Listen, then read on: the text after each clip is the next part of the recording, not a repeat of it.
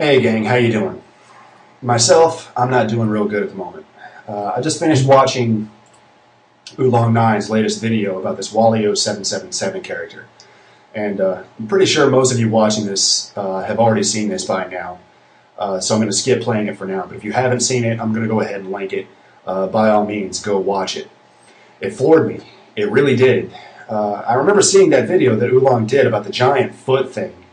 And I do kind of remember seeing some off-color comments that went along with it, but there was nothing there that shot any red flags up in my head. Well, now there are red flags. And instead of babbling about it, what I'm going to do is I'm going to go ahead and show you a little bit about what she was talking about and kind of back up some of the things that she was talking about. After I finished watching her video, I went ahead and ran a search of this guy's username. And nowhere in this list of results does his channel come up, despite the fact that Small World Film said she had found it, which leads me to believe that this guy probably closed his channel by the time that I got around to doing this. And that's okay. I'll put that aside for now and get back to that here in a second. First, what I wanted you to see, like I said, if you haven't already done what I did, are the results of the search run for that username.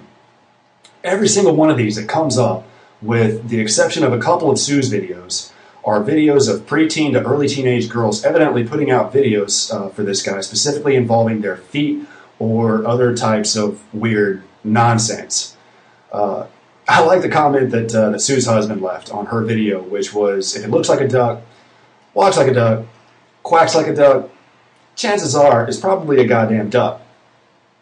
Now, everything that Sue said in her message to these kids that she's contacted and sent her video to was spot on, which was these kids are innocent, they didn't do anything wrong. Of course.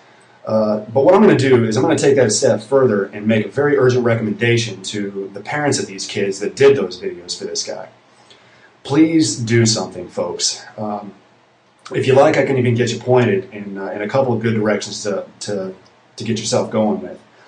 Recommendation number one is probably the easiest one.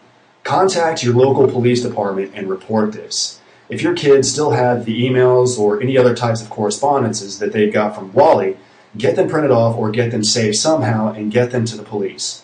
I know for a fact that my own local criminal investigation division office has done many cases like this over the past year, and I've even gotten to assist in a couple of them. Secondly, Sue already provided a link to the National Center for Missing and Exploited Children, and I'm going to go ahead and repost that link, along with a link for the best way to contact YouTube. Why would you want to contact YouTube?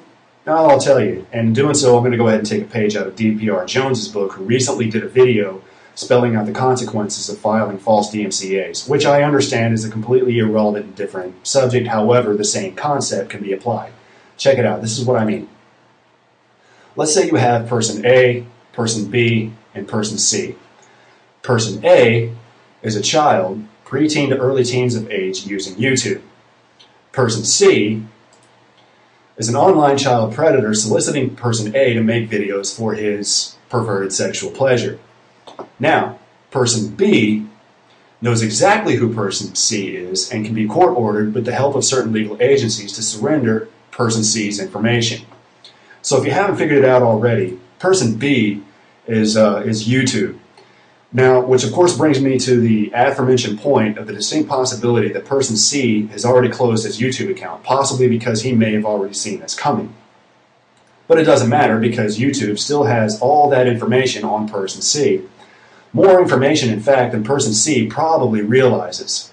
What I mean by that is, even if person C filled out a bunch of bogus crap when he first started his YouTube account, it doesn't really matter because there's this really cool internet technology called IP tracking. So at the very least, person C can be tracked all the way to where he was exactly when he engaged in his activities. This is how these guys get tracked down. I mean, there's a lot more to it than that, but I would need about another couple of hours to get into it. But people need to get active in making this happen.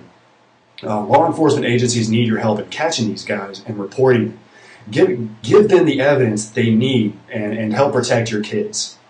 Anyway, I hope anything that I've said in this video, in this short little video, has helped somebody, and I was glad to have made it. And Sue, if you think that anything I said was relevant or it might be helpful in some way, then by all means, please send this video along to whoever it was that you've contacted. And hopefully it'll encourage them to take the steps that they need to protect these kids. That's all I got for now, guys. You take care of yourselves. And I'll see you all later.